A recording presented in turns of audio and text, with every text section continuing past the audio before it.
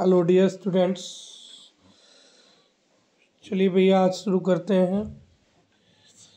आज का टेस्ट चालू संपत्तियों का मूल्यांकन निम्न आधार पर होता है। तो चालू संपत्तियों का जो मूल्यांकन होता है, लागत मूल्य और बाजार मूल्य दोनों में जो क्रमश पर किया जाता है, रूढ़िवादी अवधारणा या फिर आप कह सकते हैं कि लेखा मानक 2 के अनुसार। ठीक, लेकिन एक बात याद रखना, रॉ मटेरियल जो होता है, कच्चा माल जो होता है, उसका लागत मूल्य पर होता है। आगे देखेंगे, पेटेंट अधिकार खाता जो है वो वास्तविक खाता है भैया। ठीक है, आगे बात करते हैं क्रय खाता कब क्रेडिट किया जाता है। तो क्रय खाता जब व्यापारी अपने स्वयं के निजी के प्रयोग के लिए व्यापार से माल लेता है तो क्रेडिट किया जाता है। माल जल कर नष्ट हो जाता है तो होता है, दान में देते हैं तो होता है नहीं। इसी तरह से विज्ञापन के रूप में बांटेंगे तो क्रय खाते को क्रेडिट किया जाता है। ठीक, कभी कभी व्यापार में प्रयोग कर लिया जाता है, व्यापार की किसी संपत्ति के निर्माण में प्रयोग कर लिया जाता है तो भी उसे परचेस को क्रेडिट किया जाता है। बैंक अधिविकर्ष से हाथ से होता है। तो बेटा बैंक की अधिविकर्ष का मतलब होता है कि जब जो है व्यापार के उद्देश्य से आप चालू खाता खोलते हैं, करंट अकाउंट खोलते हैं, तो ये चालू खाते पर सुविधा दी जाती है बैंक अधिविकर्ष की। ठीक है, अपनी जमा से ज़्यादा राशि निकालने की। आगे देखिए, रोकड़ बही का शेष दिखाता है। तो रोकड़ बही का जो शेष होता है वो कुल उपलब्ध रोकड़ को दर्शाता है। ठीक है, आगे देखिए, अंकेक्षक अपनी जांच कार्य समाप्त करने के पश्चात जो रिपोर्ट तैयार करता है उसे क्या कहते हैं। तो उसे अंकेक्षण रिपोर्ट कहते हैं भैया। आगे देखिए, पुस्तपालन व्यापारिक तथा अन्य व्यवहारों का मौद्रिक रूप में लेखा करने की कला है। यह परिभाषा दी थी स्पाइसर और पैगलर ने। आगे देखिएगा, लागत लेखा परीक्षण का आरंभ हुआ था निम्न वर्ष। तो ये वर्ष 1965 में हुआ था। कंपनी अधिनियम 1956 में जो था संशोधन किया गया था और ये शब्द जोड़े गए थे। ठीक है, हाँ, खनिज जमाओं की दशा में ह्रास की सर्वश्रेष्ठ नीति शून्य करनीय है। ठीक है भैया, पेटेंट्स ये डिप्लेशन मेथड होता है। पेटेंट्स कॉपीराइट एवं ख्याति के रूप में आने वाली कमी को परिशोधन कहते हैं, अमोर्टाइजेशन कहते हैं।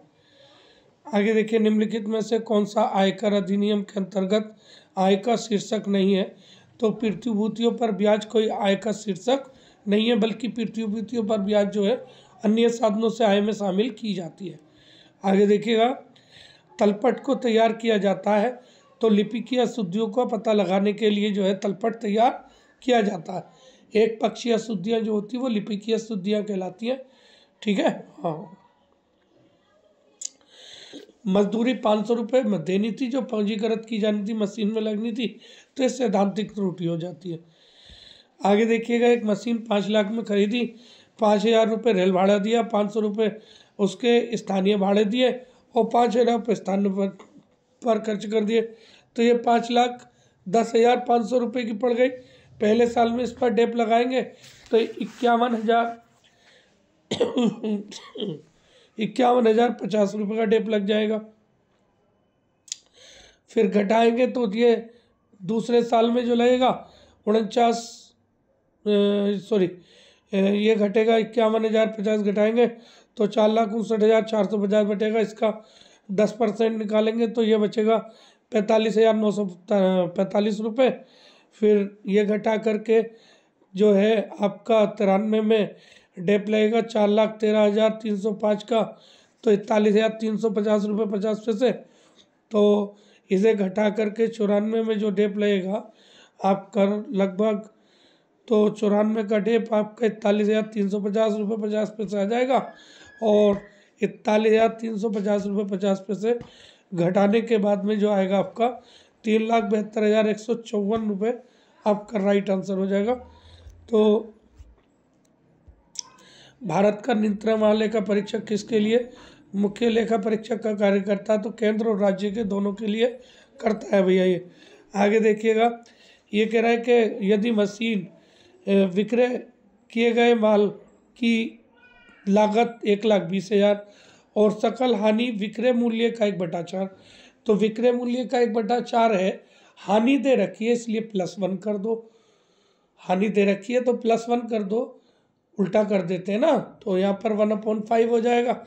1/5 निकालेंगे तो कितना, लागत कितनी होएगी 4/5, तो 1,20,000 गुणा 4/5 करेंगे 96,000, इसका राइट आंसर हो जाएगा। आगे देखिएगा, ऐसे ऋण जिन्हें बट्टे खाते में डाल दिया गया हो बाद में यदि प्राप्त हो जाए तो उन्हें, तो ऐसे बट्टे जो कि हमने पहले बैड डेब्ट रिकवर्ड में डाल दिए थे, अब वो प्राप्त हो गए तो वो लाभ हानि खाते में क्रेडिट किए जाने चाहिए, तो ये लाभ हानि खाते में क्रेडिट हो जाएंगे। ठीक है भैया। आगे देखिए, आर्थिक चिट्ठा दर्शाता है, तो आर्थिक चिट्ठा जो है वो आपका क्या है भैया, वित्तीय स्थिति को दर्शाता है। एक पर्टिकुलर डेट को, पर्टिकुलर तिथि को जो है वित्तीय स्थिति को दर्शाता है। एक संगठन का तुलन पत्र दिखाता है उस संगठन की वित्तीय स्थिति, तो जो बैलेंस शीट होती है किसी ऑर्गेनाइजेशन की, जो बैलेंस शीट होती है वो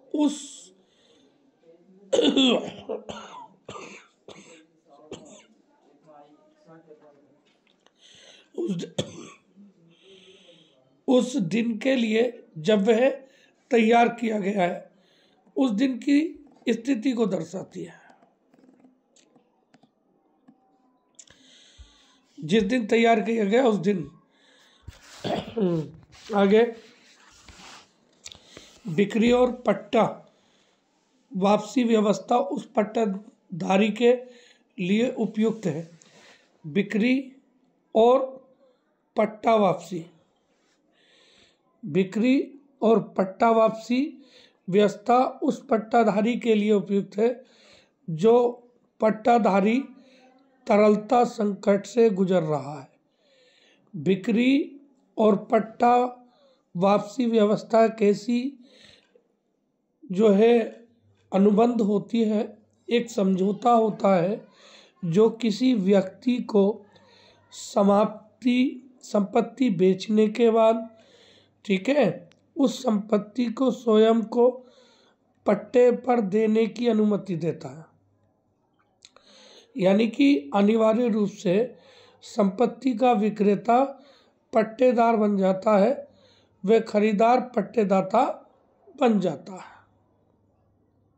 ठीक है, तो इसमें क्या है, तरलता संकट से गुजर रहा हो, यानी कि जो अपनी देता जो है अपने दायित्वों का निपटारा नहीं कर पा रहा हो, है नहीं। हाँ,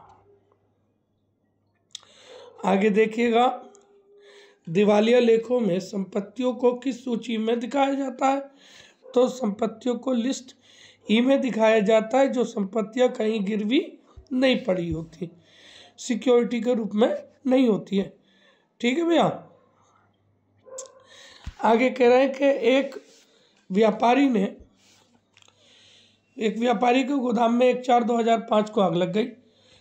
व्यवस्था 1 अगस्त 2015 तक रहा। व्यापारी की 1/4/2014 से 1/4/2014 तक की बिक्री 1/4/2014 से 1/8/2014 तक, यानी कि आग लगने की तारीख तक की बिक्री 2 लाख रुपए है। ठीक,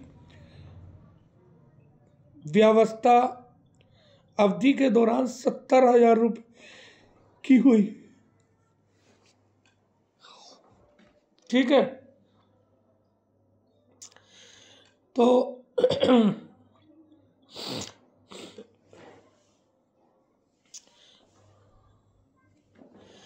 यानी कि जो बाधा अवधि की बिक्री थी वो कितनी थी, 70,000 रुपये थी। ठीक, आगे क्या कह रहे हैं भैया,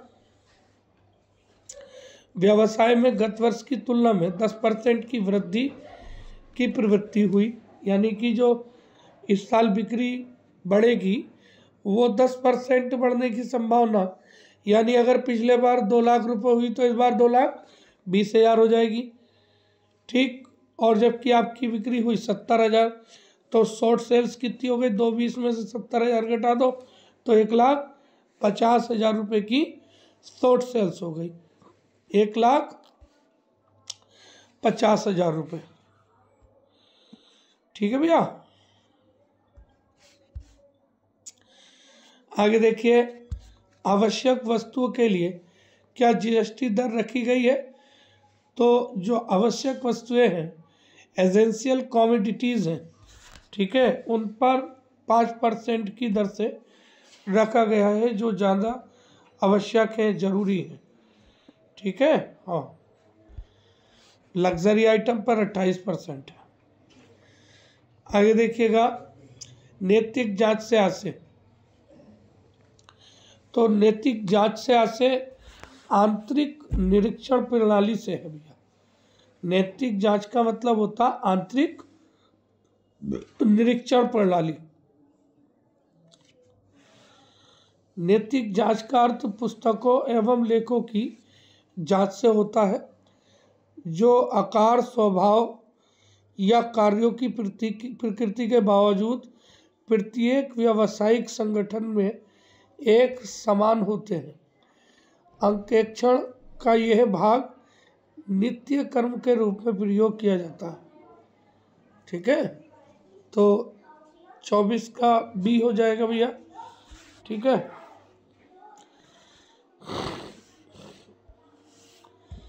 थोड़ा स्वास्थ्य की खराबी है, दुआ करते रहो, दुआओं में असर होता है। आगे, लेखांकन प्रमाण 14 के अनुसार क्रय प्रतिफल भुगतान वह होता है जो निम्नलिखित में से किसी एक को दे है। तो भैया प्रतिफल मतलब जब आप कुछ के बदले कुछ, तो 14 लेखा प्रमाप 14 का संबंध एकीकरण से है। जब एक व्यवसाय दूसरे व्यवसाय को खरीद लेता है, या एक व्यवसाय दूसरे व्यवसाय को अपने आप में मिला लेता है, या दो से अधिक कंपनियां मिलकर के एक नई कंपनी बना लेती है, तो इसे एकीकरण कहते हैं। ठीक है, तो एकीकरण में क्या होता है, जो अंशधारियों को देना होता है वो क्रय प्रतिफल कहलाता है, अंशधारियों को। ठीक है भैया, हाँ। आगे बात करते हैं, अगला क्वेश्चन है आपका, लेखा पुस्तकों को तैयार करते समय खिड़की संजय यानी कि विंडो ड्रेसिंग को निषिद्ध करने का कारण है। यानी कि विंडो ड्रेसिंग जो है वो मनाही है उसकी, यानी विंडो ड्रेसिंग बनाना जो है वो ठीक नहीं है भैया। तो प्रकटीकरण की परिपाटी में लेखा पुस्तकें तैयार करते समय खिड़की सज्जा को निषिद्ध माना गया है। ठीक है, जबकि रूढ़िवादिता के अनुसार इसको किया जाता है। भाई प्रोविजन फॉर डेप्रिसिएशन तैयार किया जाता है,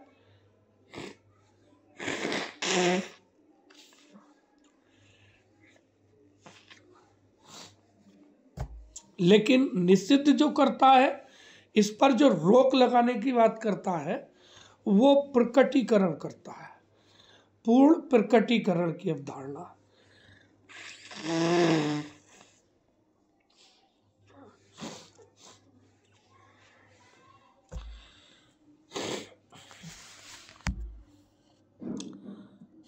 प्रकटीकरण की अवधारणा।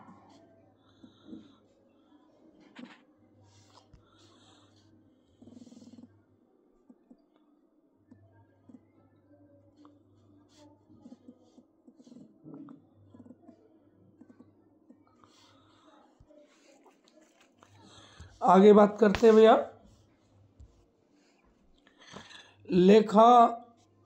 लेखांकन समीकरण संपत्ति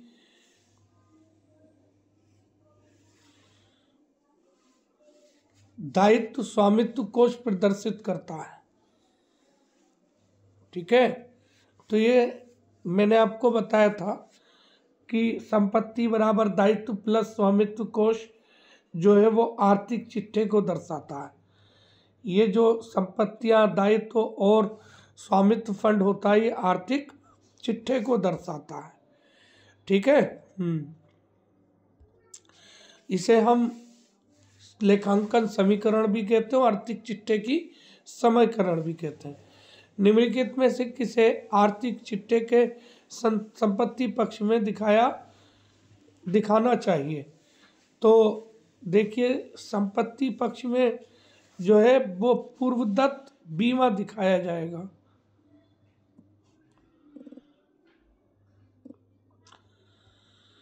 पूर्वदत्त बीमा जो है वो आपकी संपत्ति होगा।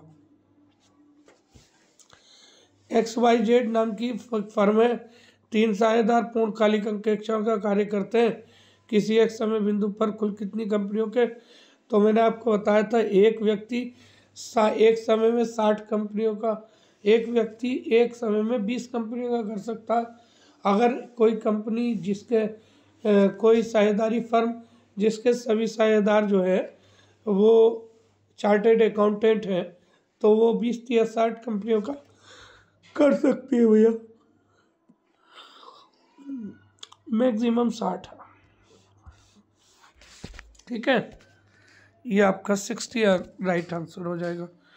देखिए अगला, कंपनी अधिनियम 1956 में अंकेक्षक के अधिकारों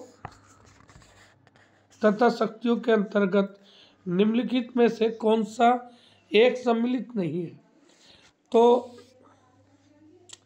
कंपनी अधिनियम 1956 की बात कर रहे हैं, तो कंपनी अधिनियम 1956 के अनुसार अंकेक्षक को साधारण सभा बुलाने का अधिकार नहीं है।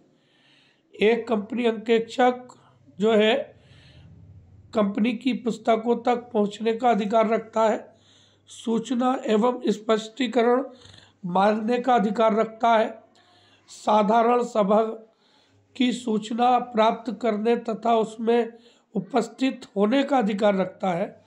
ठीक है, लेकिन साधारण सभा को बुलाने का अधिकार नहीं रखता।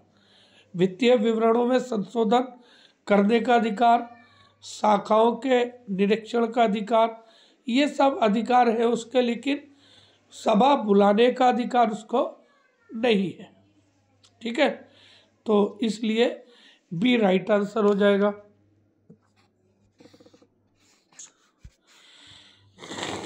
आगे देखिएगा, अंतिम खाता विधि में शाखा खाता किस तरीके का खाता है? तो शाखा खाते का शेष जो होता है वो देय राशि को दर्शाता है। तो ये एक व्यक्तिगत खाते के समान होता है भैया। कैसा होता है? व्यक्तिगत खाते की भांति होता है। हाँ, आगे देखिए, कम मूल्य के माल के विक्रय के लेखांकन की पुस्तकें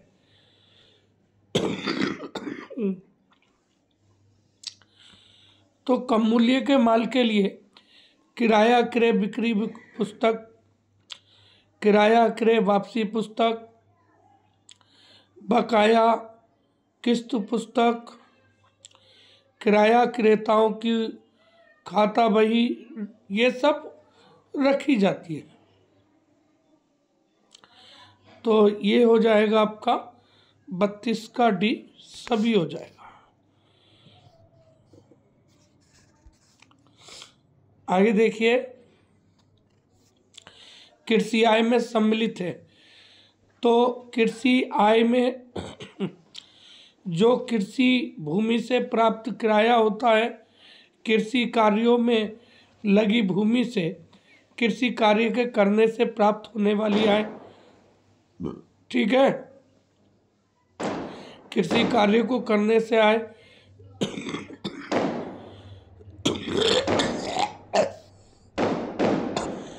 ठीक है भैया।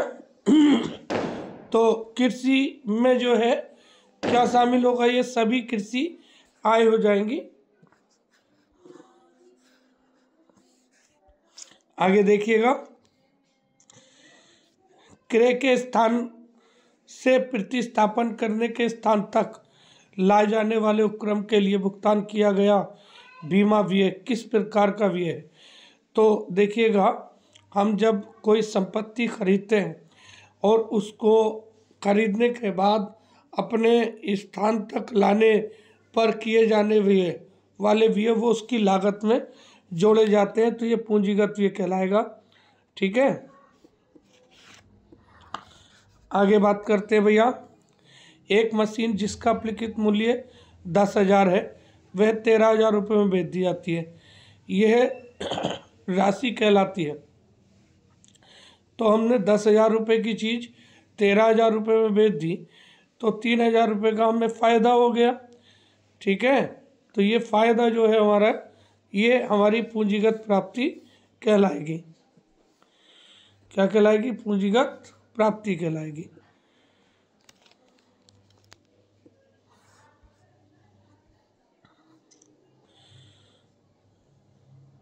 आगे देखो, अगला क्वेश्चन है, पूंजीगत लाभ अर्जित किया जाता है। तो पूंजीगत लाभ जो है, पूंजीगत लाभ स्थायी संपत्तियों के विक्रय से प्राप्त किया जाता है। जब हम किसी स्थायी संपत्ति को बेचकर के लाभ कमाते हैं तो वह हमारा पूंजीगत लाभ कहलाता है। तो स्थायी संपत्तियों को बेचने से होने वाली आय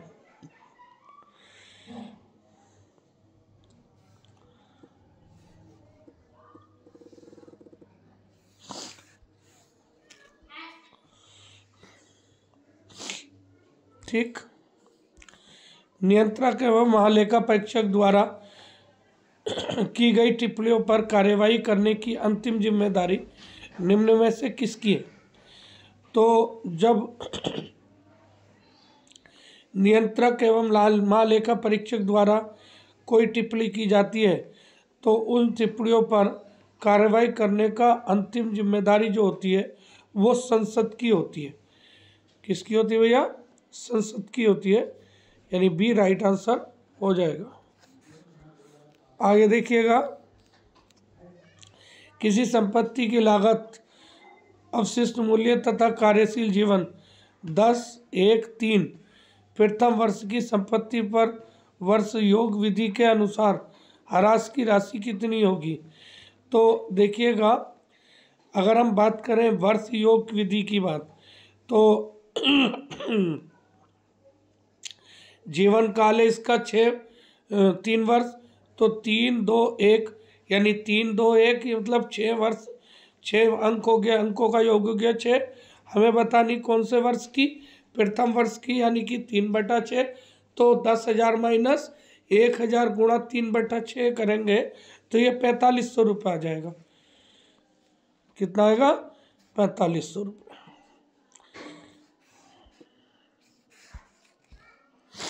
आगे देखिएगा, ग्रह के संपत्ति की मूल लागत 57,000 है, अवशिष्ट मूल्य जो है वो 2,000 और अनुमानित जीवन 10 वर्ष है। तो वार्षिक अंक योग विधि के अनुसार प्रथम वर्ष में ह्रास की राशि क्या होगी? बिल्कुल सेम वही बात है। तो 10 वर्षों को उल्टा चल लो, 10 + 9 + 8 + 7 + 6 + 5 + 4 + 3 + 2 + 1, इन सबको जोड़ेंगे तो 55 आ जाएगा। तो 10/55, 9/55, 8/55, जिस क्रम का पूछना है उस क्रम से कॉस्ट माइनस स्क्रैप माइनस करके मल्टीप्लाई कर दो, रेशियो बना, प्रोपोर्शनेट बना करके। तो हमसे पूछा पहले वर्ष की, तो 10/55 हो गया। तो 10/55 करने के लिए 57,000 में से 2,000 घटाएंगे तो 55,000 आएगा। 55,000 गुणा 10/55 करेंगे तो इसका 10,000 आंसर आ जाएगा। राइट आंसर ए हो जाएगा इसका।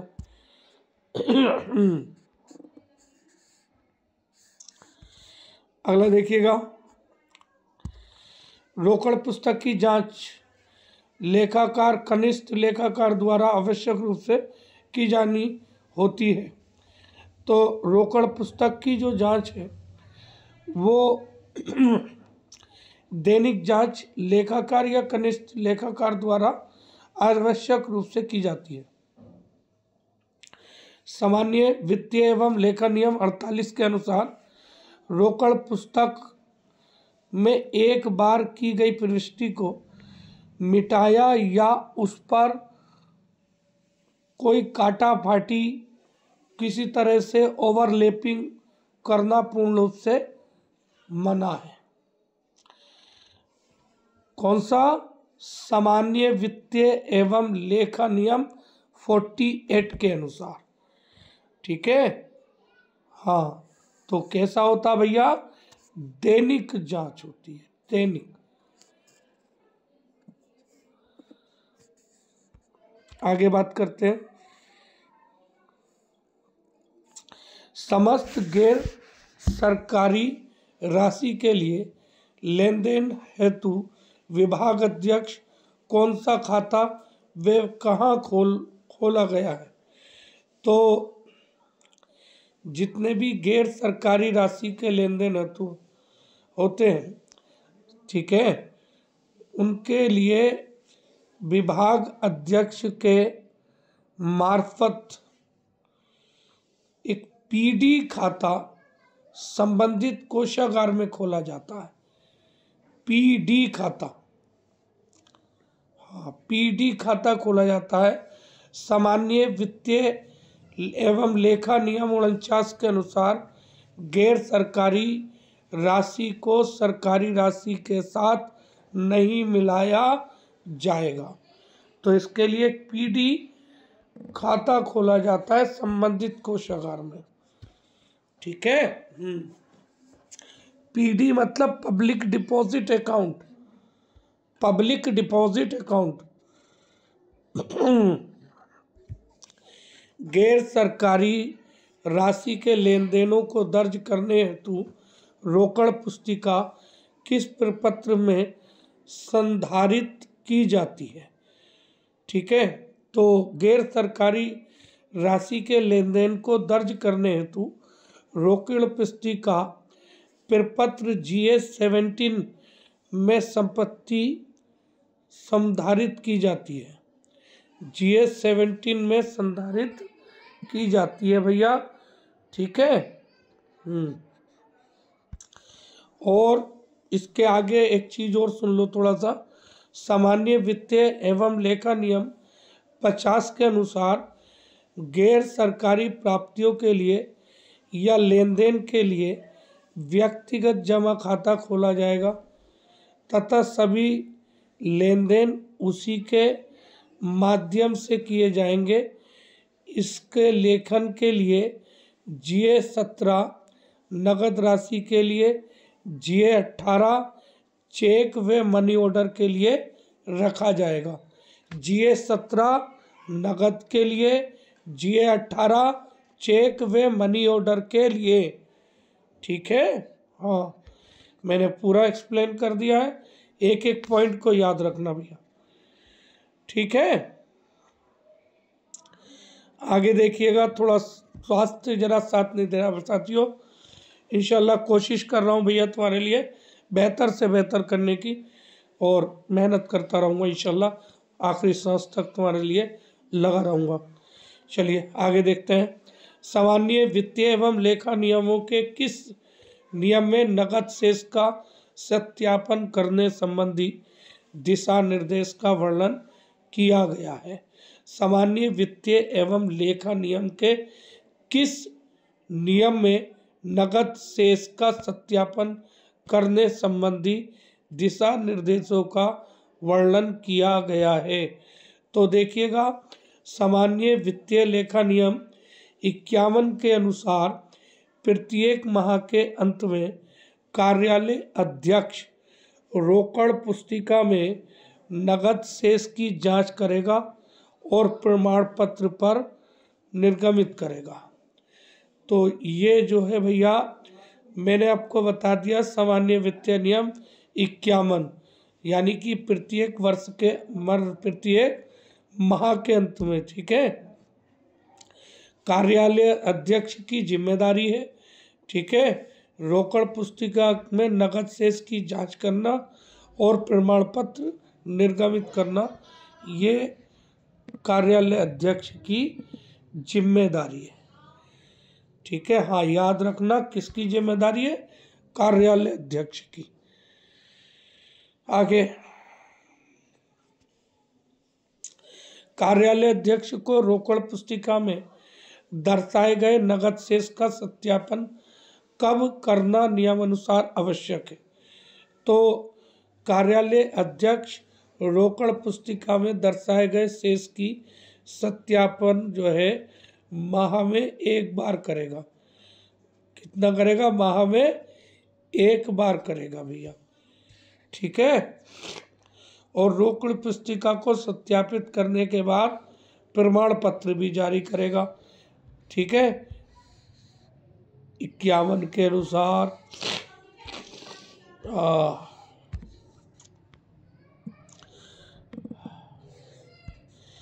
आगे देखिएगा, विभागीय तिजोरियों की डुप्लीकेट चाबियां किसकी अभिरक्षा में रखी जाती हैं।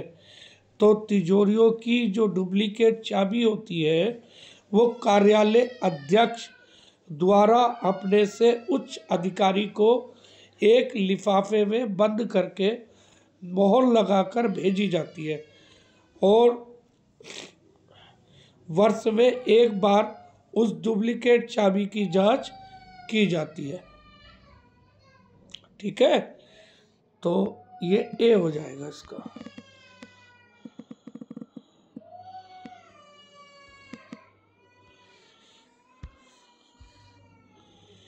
आगे देखिएगा,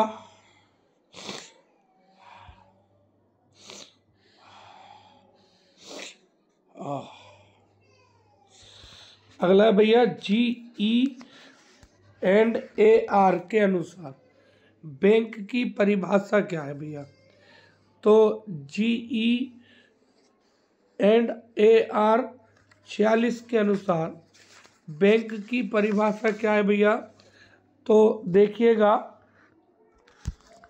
यहाँ पर बैंक से मतलब क्या होता है भैया, यहाँ बैंक से मतलब होता है RBI एक्ट 1934 के तहत कार्य करना, RBI के एजेंट के रूप में कार्य करना, राजकीय लेन देन हेतु अधिकृत होना, ये सभी इसमें शामिल है, ठीक है।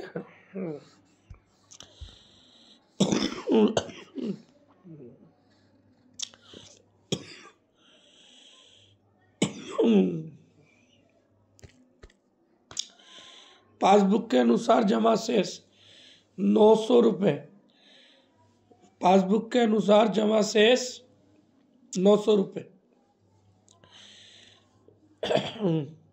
चेक जमा किए किंतु बैंक में जमा नहीं हुए 500 रुपये। ग्राहक द्वारा सीधे बैंक में जमा किए गए 100 रुपये। रोकड़ बही का शेष होगा। बहुत आसान क्वेश्चन है भैया।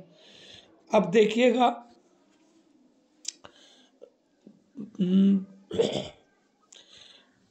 चेक जमा होने भेजे 500 रुपये के प्लस का पॉइंट 1400, डायरेक्ट जमा कर दिए माइनस कर दो, ठीक है।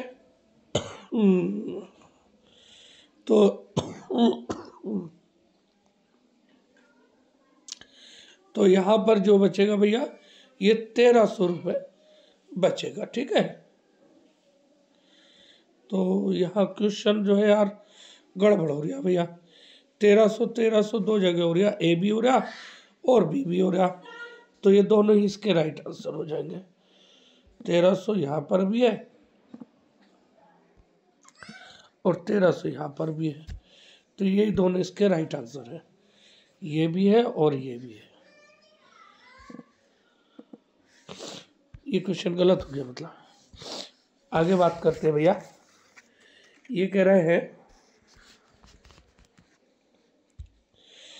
105, 62, 68 तथा 89 के गुणनफल में इकाई का अंक क्या होगा।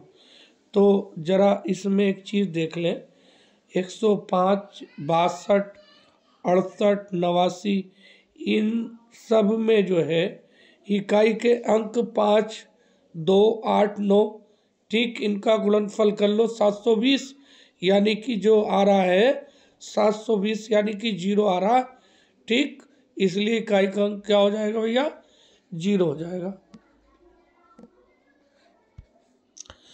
अगले बात करते हैं भैया, x square plus p x plus q तथा x square plus l x plus m का महत्तम समवर्तक एक्स प्लस के है, तो के का मान क्या होगा। ठीक है भैया, तो महत्तम समवर्तक कहाँ है, तो के का मान निकालना, x प्लस के बराबर क्या होगा। ठीक है, तो x प्लस के बराबर, ठीक है, 0, ठीक है, s बराबर माइनस के हो जाएगा। ठीक, तो माइनस के रखने पर जो है क्या आंसर आएगा, देखते हैं भैया। ठीक है, x की जगह माइनस के रख देते हैं, तो क्या आंसर आएगा भैया, देखो, तो माइनस के प्लस पी ब्रैकेट माइनस के प्लस क्यू बराबर 0। ठीक, तो क्या हो जाएगा, के स्क्वायर, ठीक है, के स्क्वायर प्लस पी के प्लस क्यू बराबर 0। अब दूसरे की बात आती है, तो यहाँ पर भी x बराबर 0 है नहीं, तो x माइनस के, x प्लस के बराबर 0, तो x बराबर माइनस के रखते हैं, तो यहाँ पर भी वही के स्क्वायर प्लस एल के माइनस एल के प्लस एम बराबर 0। अब ये दूसरी समीकरण हो गई। अब दूसरी और पहली समीकरण से हम क्या करते हैं, कंपैरिजन करते, जोड़ते हैं इसे, तो क्या हो जाएगा भैया, के स्क्वायर, कंपैरिजन करते हैं इसकी, तो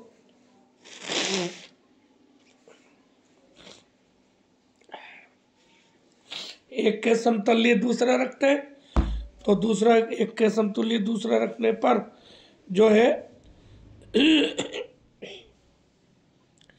के स्क्वायर माइनस एल के प्लस एम बराबर के स्क्वायर माइनस पी के प्लस क्यू, तो के स्क्वायर कट जाएगा, एक तरफ पी के और एक तरफ एल के ले लेते हैं, तो इनको बेटा पी के माइनस एल के बराबर Q minus M, ready, Q के जो है कॉमन ले लेंगे, तो पी माइनस एल ब्रैकेट में ले लेंगे बराबर क्यू माइनस एम, तो के बराबर Q minus M upon P minus L M, तो पी माइनस एल जो है ये हो जाएगा आपका Q minus M upon P minus L, तो ये आपका होना चाहिए P minus Q minus M P minus L, ये एल है, एल, तो आपका बी आपका राइट आंसर हो जाएगा। ठीक है भैया, आगे देखिएगा, ये कह रहा है 2x की पावर 2 प्लस 2x प्लस 12 धनात्मक होगा और केवल धनात्मक होगा जब, कब धनात्मक होगा भैया, तो देखिएगा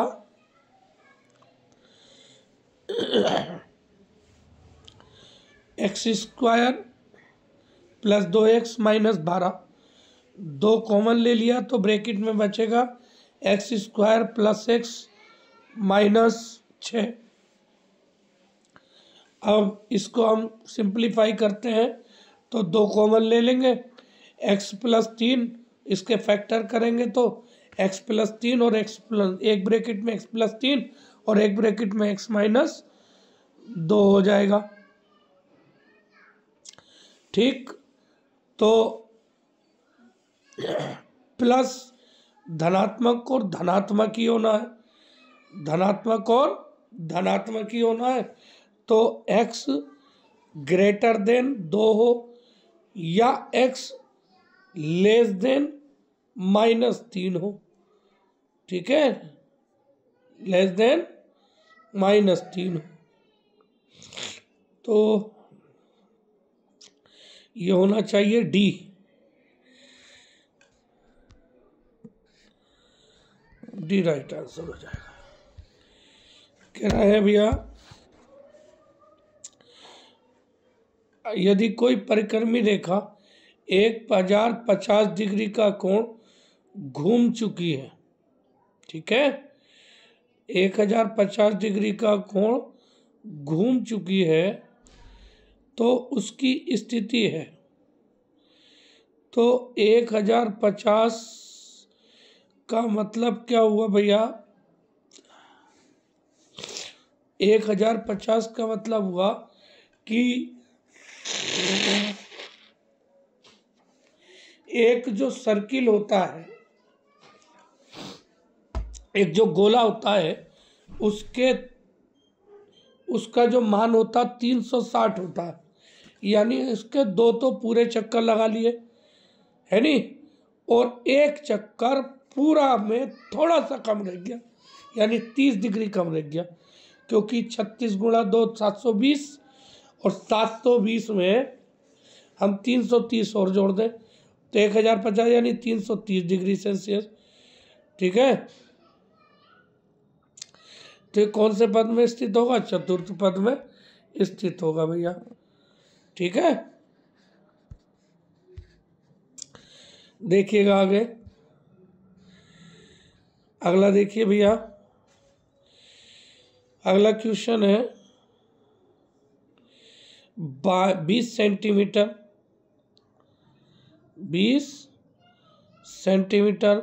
10 सेंटीमीटर और 75 सेंटीमीटर माप की कितनी ईंट है? 2 मीटर 3 मीटर माप की ईंट जो 3/4 पानी में से भरी है में डाली 3 जाएगी टंकी में, पानी बाहर ना निकले। तो असल में ये थोड़ा सा क्वेश्चन मिसप्रिंट हो रहा भैया, ठीक है। हाँ, ये क्वेश्चन में कहीं है थोड़ी सी मिसप्रिंट हो गया। असल में ये क्वेश्चन थोड़ा सा इस तरह होना चाहिए था कि 20 सेंटीमीटर गुणा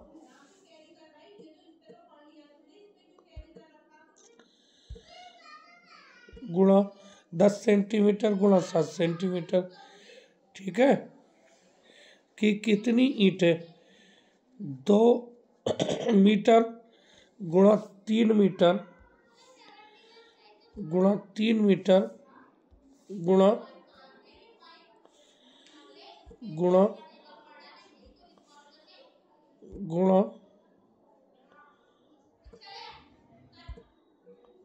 3 मीटर की माप की टंकी, ठीक है, जो 3/4 पानी से भरी है में डाली जाती है जाए कि टंकी से पानी बाहर ना निकले। एक ईंट अपने आयतन का 1/5 पानी अवशोषित करती है। ये अब राइट क्वेश्चन है, ठीक है, थोड़ा सा क्वेश्चन में मिसप्रिंट था, ठीक है भैया। तो ये जो है क्या हो जाएगा भैया कि एक ईंट का आयतन निकाल लेते हैं तो 20 × 10 × 7.5 1500 घन सेंटीमीटर हो गया, ठीक है। एक ईंट के द्वारा कितना पानी सूखा जाता है? 1/5 है नी, तो 1/5 × 1500 करेंगे तो 300 घन सेंटीमीटर पानी चूस लेंगी भैया 1500 ईंटें। एक ईंट द्वारा भरी गई खाली जगह कितनी हो जाएगी भैया? 1500 में से 300 घन निकाल दो तो कितना बचेगा? 1200 घन सेंटीमीटर। टंकी में पानी जो है खाली जगह का आयतन जो है वो कितना है भैया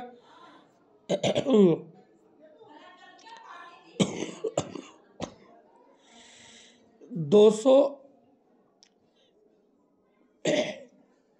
सेंटीमीटर गुणा 300 सेंटीमीटर गुणा 300 सेंटीमीटर। ये मीटर में दे रखी है, सेंटीमीटर में बदल लेंगे। ठीक, तो ये आ जाएगा हमारा 45 लाख घन सेंटीमीटर, है नी।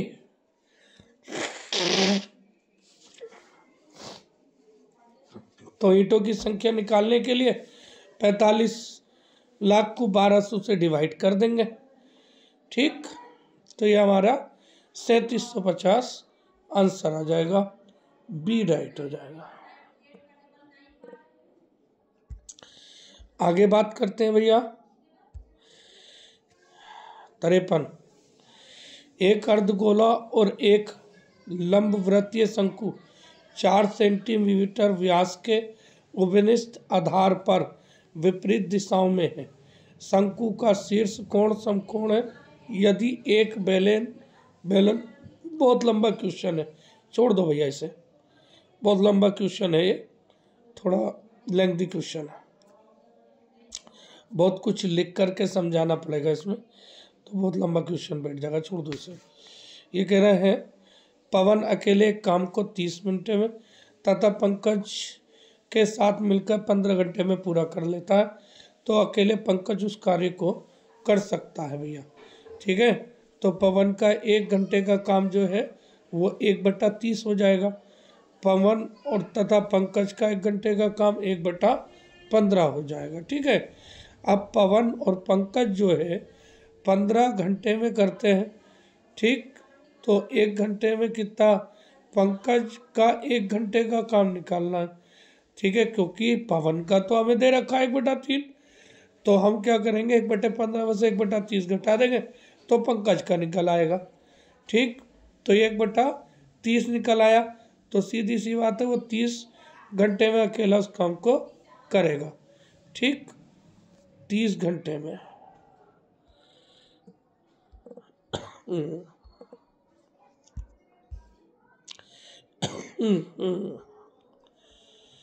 आगे देखिए, किसी वस्तु को 560 में बेचने से हुई हानि 720 रुपये में बेचने पर हुए लाभ से 50 अधिक है नी। वस्तु का क्रय मूल्य क्या है, तो क्रय मूल्य पता नहीं, तो हमने माना क्रय मूल्य बराबर x। ठीक, तो हमारा विक्रय मूल्य दे रखा 560 रुपये में बेचता है, तो हानि होती है, कितनी हानि होती है भैया, जितने में अगर वो 720 रुपये में बेचेगा, 720 रुपये में बेचने पर हुए लाभ से 20% अधिक है नी। तो 20 रुपये 50 रुपये अधिक है, तो यहाँ पर हम क्या करेंगे, हमने मान लिया x, तो क्वेश्चन में कहा है x minus 560, x minus 560 minus 720 minus x, 720 minus x, ये ब्रैकेट में लिखेंगे दोनों, जब ब्रैकेट खोलेंगे तो x minus 560 minus 720 plus x बराबर 50, तो जो कितने हो जाएंगे, x प्लस x 2x हो जाएंगे। 2x और 560 और 720 दोनों माइनस के प्लस हो जाएंगे, तो ये हो जाएंगे हमारे 5 7 12 1280। जब हम 2x बराबर लेंगे तो ये 1280 प्लस 50 हो जाएगा, तो 2x बराबर 1330, x बराबर 665, राइट आंसर हो जाएगा 665।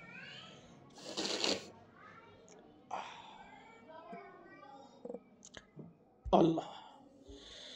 आगे देखिए भैया, एक वित्तीय संस्थान जो एक व्यापारी के साथ एक खाता स्थापित करता और भुगतान कार्ड प्राधिकरण और भुगतान की प्रक्रिया करता है, ठीक है। तो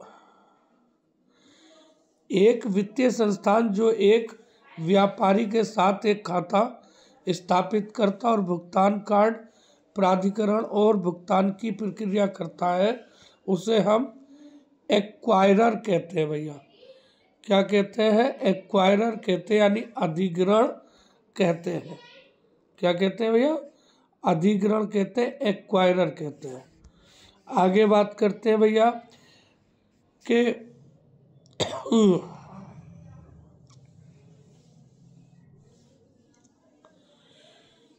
किस प्रकार की प्रणाली में ग्राहक को केवल उस राशि तक खर्च करने की अनुमति है जो पहले से खाते में जमा होती है। तो ये किस प्रणाली की बात कर रहे हैं भैया? एक होता है पोस्टपेड, एक होता है प्रीपेड।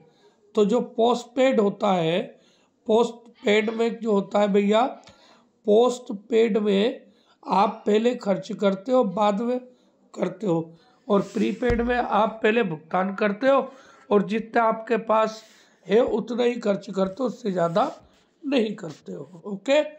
तो भुगतान प्रणाली का प्रकार उन ग्राहकों के लिए अत्यधिक उपयोगी है जो अधिक खर्च को नियंत्रित करना चाहते हैं। तो सीधी सी बात है, प्रीपेड जो है पोस्टपेड से हाँ नियंत्रित करना चाहते हैं। ठीक।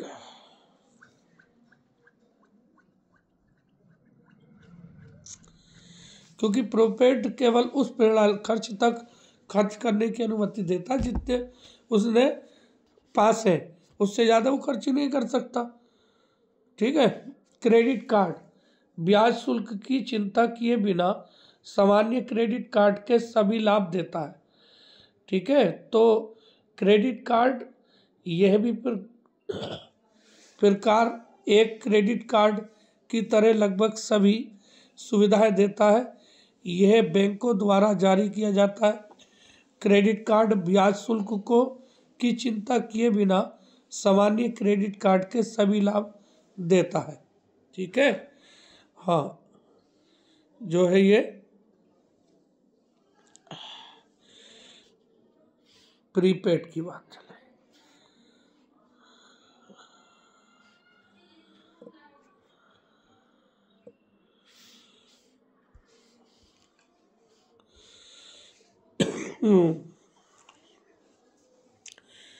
सुविधा ग्राहक को कुल बकाया की केवल एक छोटी राशि का भुगतान करने में मदद करती है और शेष भुगतान को अगले महीने में बदल देती है।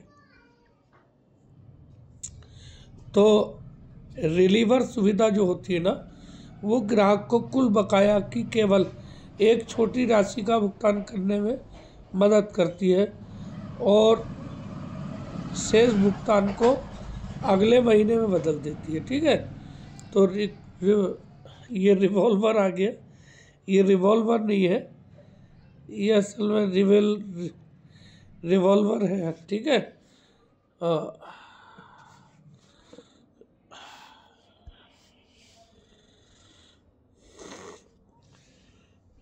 रिवॉल्वर ये कह रहा है अपेक्षाकृत कम मात्रा में नकद क्रेडिट खरीदने, हमारे कंप्यूटर में क्रेडिट संग्रहित करने और फिर इंटरनेट पर इलेक्ट्रॉनिक खरीदारी करते समय उन्हें खर्च करने की प्रणाली है।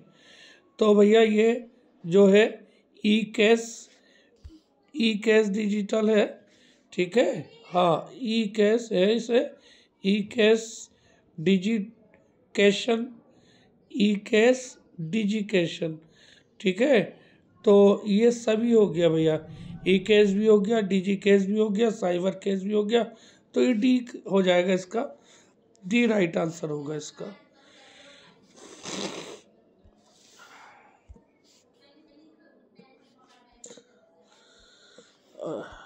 आगे बात करते हैं भैया। ये कह रहा है एक गेट कीपर की तरह काम करता है जो उन्हें संगठन के आर्थिक नेटवर्क में प्रवेश करने की अनुमति देने से पहले प्रतियोगी उपयोगकर्ता की पहचान करता है।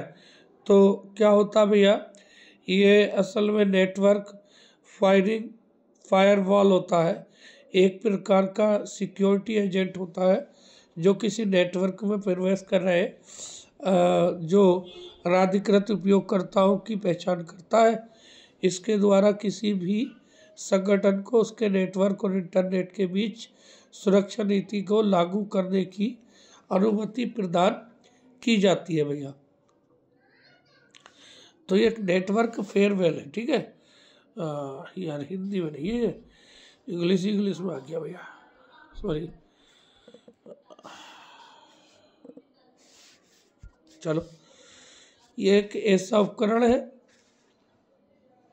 जिसमें एक एम्बेडेड इंटीग्रेटेड सर्किट चिप शामिल है जो या तो एक सुरक्षित माइक्रो कंट्रोलर या आंतरिक मेमोरी के साथ समक्ष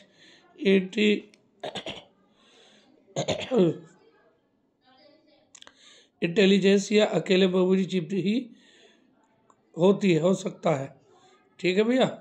तो ये जो है असल में स्मार्ट कार्ड होता है, स्मार्ट कार्ड कहते हैं इसे।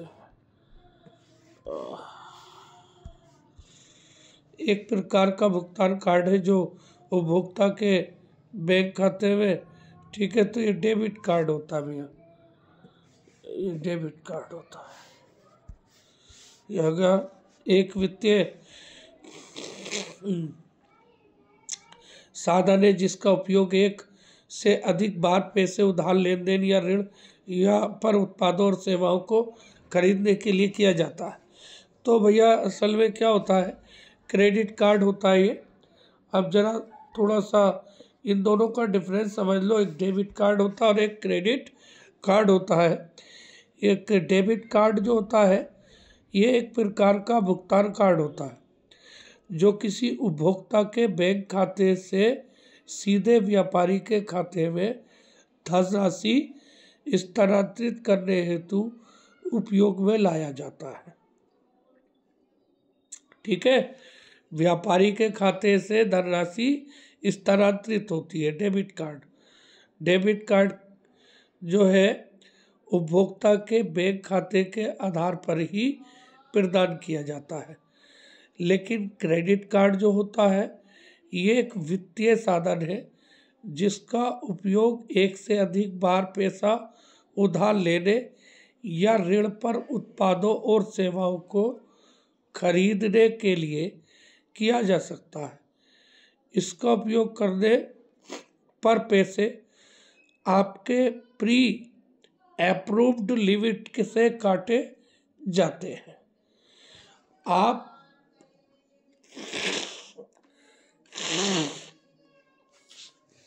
प्री जो अप्रूव्ड होगा उससे काटे जाते हैं। इसमें डेबिट कार्ड में खाते से कटेंगे, उसमें अप्रूव्ड अमाउंट जो होगी आपकी उससे कटेंगे, ठीक है।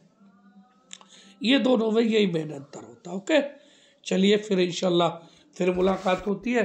आज थोड़ा एक्सप्लेन जल्दी किया, थोड़ा सा जरा स्वास्थ्य खराब था। इंशाल्लाह फिर कभी मिलते हैं, फिर अगला लेकर के आता हूँ इससे बेहतर वीडियो। तब तक इजाज़त दीजिए। अल्लाह हाफिज़, जय हिंद, जय भारत, थैंक यू।